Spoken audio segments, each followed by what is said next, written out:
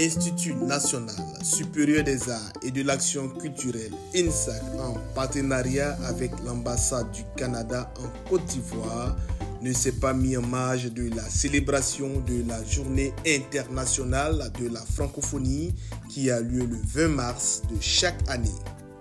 Ainsi, ce mardi 25 mars, toujours dans cette dynamique de célébration de la dite journée, la mythique salle Biti Moro a accueilli des personnalités politiques et administratives tels que le conseiller politique de l'ambassade du Canada en Côte d'Ivoire, la secrétaire générale de la francophonie, le directeur de cabinet du ministère de la Culture et de la francophonie, le directeur général de l'INSAC accompagné de son secrétaire général, des directeurs d'écoles et centres, du personnel administratif et enseignant, de nombreux étudiants et de la presse. Narcille Korafola a tenu le public en haleine en interprétant avec sa magnifique kora un classique du rossignol de la musique ivoirienne, Paes Pinto.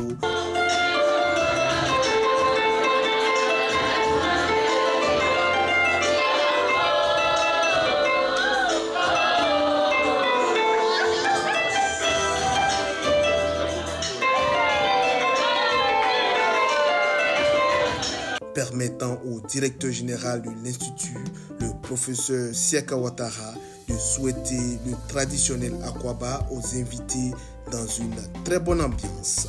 Après les salutations distinguées, il a adressé des remerciements à l'encontre du ministère de tutelle et à l'ambassade du Canada pour cette très belle collaboration qui participe à la promotion de l'art et la culture en Côte d'Ivoire.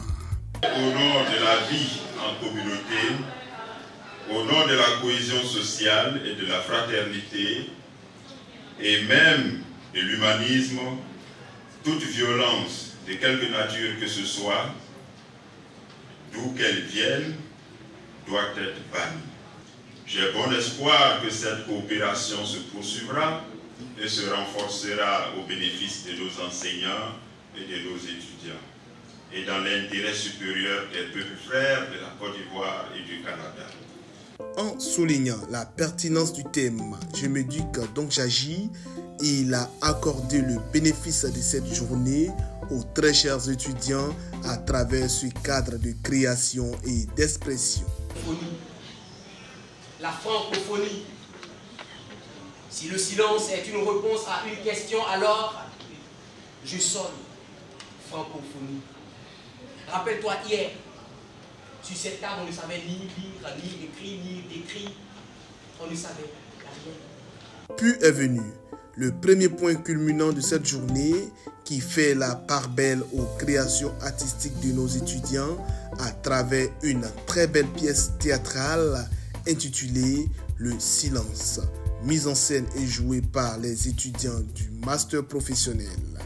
À travers chants, paroles, chorégraphie, costumes et lumière, l'auditoire a eu droit à une performance théâtrale retraçant les VBG, violences basées sur le genre, une réalité dans nos quotidiens portée par nos talentueux comédiens. Encore moins un tam-tam sur lequel il a tapé tout le temps. Hé, Adjoba, ressaisis-toi. Non pas du sujet. C'est quoi le problème? C'est quelle fraîcheur on touche ton corps et puis... Aïe!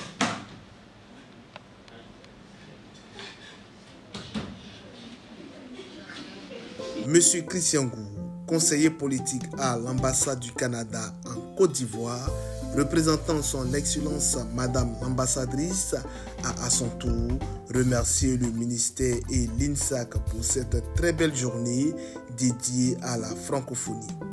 En saluant la performance artistique des étudiants, il a rappelé qu'il était du devoir de tout un chacun de lutter contre les VBG en faisant la promotion de la culture du respect et de l'égalité.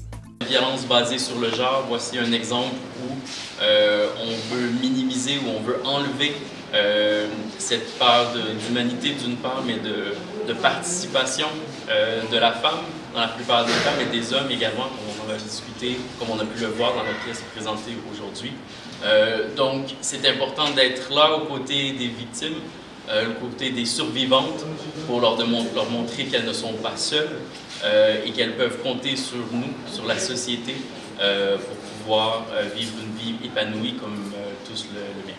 Au nom de Madame la ministre de la Culture et de la Francophonie, Madame Françoise Remarque, professeur Hassan Etiam s'est dit très heureux d'être convié à cet événement qui fait la promotion de la langue française. Il a également remercié l'ambassade du Canada et l'INSAC pour cette excellente journée. Parlant des VBJ, en s'appuyant sur la pièce théâtrale, il a énoncé le fait que les violences verbales ou psychologiques doivent être bannies de nos vies de chaque jour.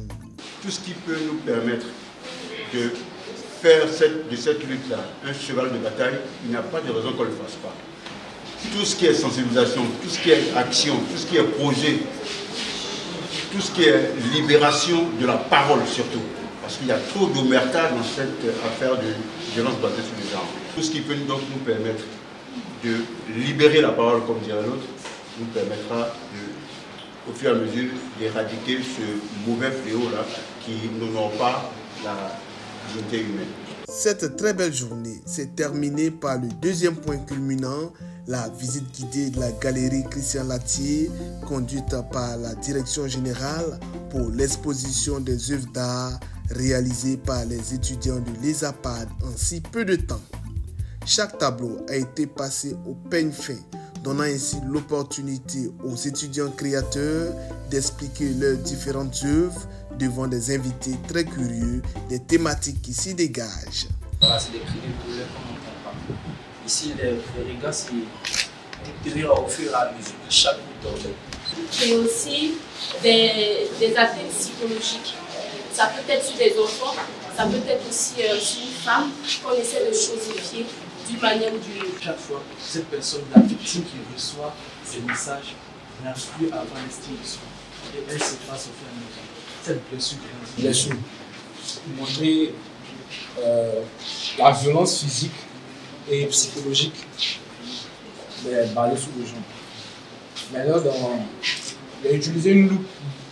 Je mets plus sur les cicatrices qui forment des mots, dont à rien. Vive la francophonie, vive l'INSAC, vive la culture.